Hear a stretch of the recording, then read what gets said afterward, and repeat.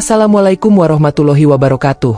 Hai Sobat Piranbae, Alhamdulillah saya ucapkan terima kasih kepada para sahabat yang telah like, komentar dan juga subscribe ke channel kami. Kami doakan semoga diberikan umur panjang oleh Allah Subhanahu wa Ta'ala dan diberi kemudahan dalam mengarungi kehidupan di dunia ini dan selamat hingga akhirat. Jokowi adalah sosok yang sangat gemar memelihara binatang sejak kecil. Ia memiliki berbagai jenis hewan di rumahnya, mulai dari hewan peliharaan biasa seperti kucing hingga burung eksotis yang ia dapatkan dari hutan. Rumah Jokowi sering menjadi pusat perhatian warga desa karena keunikannya dalam memelihara berbagai jenis hewan. Namun, Jokowi tak pernah tahu bahwa beberapa dari hewan-hewan yang ia pelihara ternyata dilarang dalam ajaran Islam. Suatu hari, setelah sholat Jumat di masjid desa, Jokowi bertemu dengan seorang ulama bernama Pak Murad, seorang ulama yang dihormati oleh warga setempat. Pak Murad sering memberikan ceramah setelah sholat Jumat, dan banyak dari nasihatnya menjadi pegangan hidup bagi masyarakat desa. Hari itu, Pak Murad berbicara tentang akhlak dan ajaran Rasulullah terkait adab dalam memelihara hewan. Jokowi yang penasaran dengan isi ceramah tersebut, mendekati Pak Murad setelah selesai sholat. Dengan hati-hati, Jokowi pun bertanya, "Pak Murad, saya ingin bertanya soal binatang-binatang yang saya pelihara. Saya dengar dari ceramah tadi, ada beberapa hewan yang dilarang oleh Rasulullah untuk dipelihara. Apakah benar demikian?" Pak Murad tersenyum ramah, lalu mengangguk. "Benar sekali, Jokowi. Memang ada beberapa hewan yang dilarang oleh Rasulullah untuk dipelihara. Larangan ini tentu bukan tanpa alasan. Setiap larangan dalam agama kita pasti membawa hikmah dan kebaikan, baik untuk kesehatan, keselamatan, maupun kesejahteraan hidup kita." Mendengar jawaban itu, Jokowi semakin penasaran. "Hewan apa saja itu, Pak Murad?" tanyanya penuh rasa ingin tahu. Pak Murad memulai penjelasannya dengan lembut dan sabar. Pertama, hewan yang dilarang oleh Rasulullah untuk dipelihara adalah anjing, kecuali untuk tujuan berburu atau menjaga ternak. Rasulullah melarang memelihara anjing sebagai hiasan atau kesenangan semata, karena air liur anjing dianggap najis dalam syariat kita. Air liur anjing juga bisa membawa penyakit berbahaya jika tidak dijaga kebersihannya. Di rumahnya, ada seekor anjing yang ia pelihara hanya karena ia menyukai penampilannya yang gagah. Anjing itu tidak digunakan untuk berburu atau menjaga rumah, hanya sebagai hiasan. Jokowi mulai merasakan kegelisahan dalam hatinya. Apakah tindakannya selama ini salah? Selain itu, lanjut Pak Murad, ada juga larangan untuk memelihara ular. Ular adalah binatang berbahaya yang bisa menyerang manusia kapan saja, dan bisa mereka juga membawa bisa yang mematikan. Rasulullah menyebut ular sebagai binatang yang berpotensi membahayakan, dan dalam beberapa riwayat disebutkan bahwa ular tertentu bisa menjadi tempat tinggal jin, yang membuatnya semakin berbahaya bagi manusia. Jokowi semakin teringat, di belakang rumahnya ada seekor ular yang ia tangkap dari hutan beberapa bulan yang lalu. Ular itu kini tinggal dalam kandang, dan Jokowi merasa bangga memilikinya. Namun, setelah mendengar penjelasan Pak Murad, ia mulai merasa takut. Bukan hanya karena bahaya fisik dari ular itu, tetapi juga kemungkinan adanya unsur gaib yang tersembunyi. Kemudian, Pak Murad melanjutkan, Rasulullah juga melarang kita memelihara burung gagak. Gagak dikenal sebagai hewan yang sering diasosiasikan dengan hal-hal buruk, seperti kematian atau nasib sial.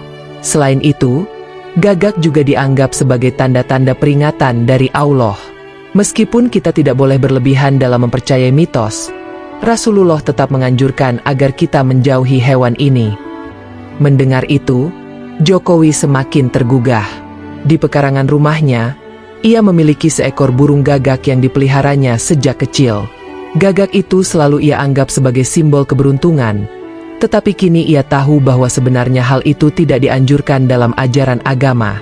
Selanjutnya, Pak Murad menambahkan, adalah tikus. Rasulullah sangat melarang kita untuk memelihara tikus atau membiarkan mereka berkeliaran di rumah. Tikus dikenal sebagai hewan yang kotor dan pembawa penyakit. Mereka merusak persediaan makanan dan bisa menyebarkan banyak penyakit berbahaya, termasuk wabah yang mematikan. Jokowi mengangguk pelan. Meskipun ia tidak secara sengaja memelihara tikus, Ia sering melihat beberapa tikus berkeliaran di sekitar rumahnya, terutama di dapur. Ia berpikir bahwa tikus-tikus itu hanyalah gangguan kecil yang bisa diabaikan. Tetapi kini ia sadar bahwa mereka membawa bahaya yang jauh lebih besar daripada yang ia duga. Kemudian, lanjut Pak Murad, ada binatang yang disebut dengan albatar, yang merujuk pada sejenis kadal atau tokek. Tokek ini dikenal memiliki sifat ganas, dan beberapa di antaranya bisa beracun. Rasulullah menganjurkan untuk membunuh tokek jika menemukannya, karena mereka bisa membawa keburukan bagi manusia. Jokowi tersentak. Di dapurnya, sering ada tokek yang berkeliaran di malam hari. Ia tidak pernah memikirkannya sebagai sesuatu yang berbahaya, tetapi kini ia tahu bahwa hewan itu bisa mendatangkan masalah yang serius. Terakhir, Pak Murad berkata dengan penuh peringatan, Rasulullah melarang kita untuk membiarkan lipan atau kelabang di sekitar rumah kita. Hewan ini bisa menyengat manusia dengan bisanya, dan sengatannya bisa menyebabkan rasa sakit yang luar biasa, bahkan dalam beberapa kasus bisa berakibat fatal. Jokowi benar-benar terkejut. Di kebun belakang rumahnya, lipan-lipan sering terlihat berkeliaran, dan ia tidak pernah menyadari betapa berbahayanya mereka. Ia mulai berpikir tentang semua hewan yang pernah ia biarkan ada di sekitar rumahnya, dan bagaimana ia harus mulai membersihkan lingkungan rumah dari hewan-hewan yang dilarang tersebut. Setelah mendengar semua penjelasan itu, Jokowi merasa bersyukur telah mendapatkan pengetahuan yang sangat berharga dari Pak Murad. Ia sadar bahwa selama ini, ia telah melakukan sesuatu yang salah tanpa ia sadari.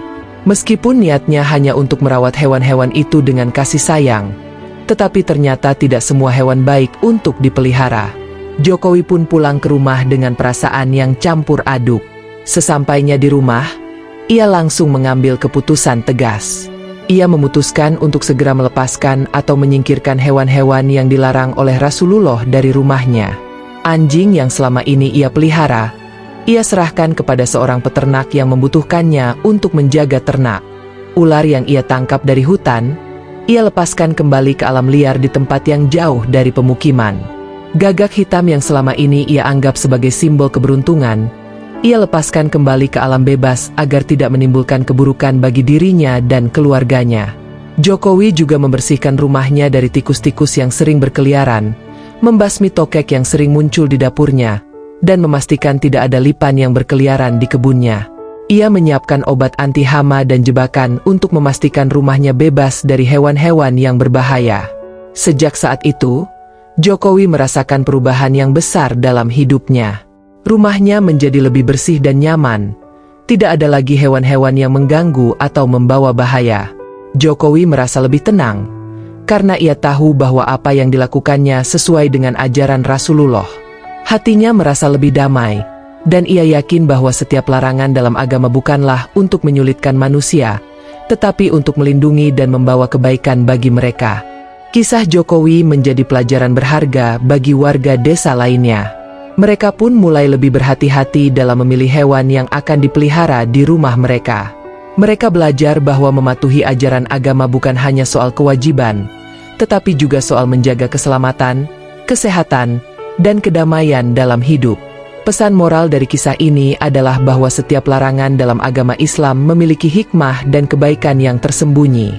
Rasulullah melarang memelihara hewan-hewan tertentu bukan tanpa alasan, tetapi demi menjaga keselamatan, kesehatan, dan kesejahteraan manusia. Kita harus mematuhi ajaran agama dengan penuh kesadaran, karena setiap perintah dan larangan itu diberikan untuk melindungi kita dari bahaya, baik yang terlihat maupun yang tidak terlihat. Selain itu, penting bagi kita untuk senantiasa mencari ilmu dan pengetahuan agar tidak terjerumus dalam kesalahan yang tidak kita sadari, serta selalu introspeksi dalam setiap tindakan yang kita lakukan.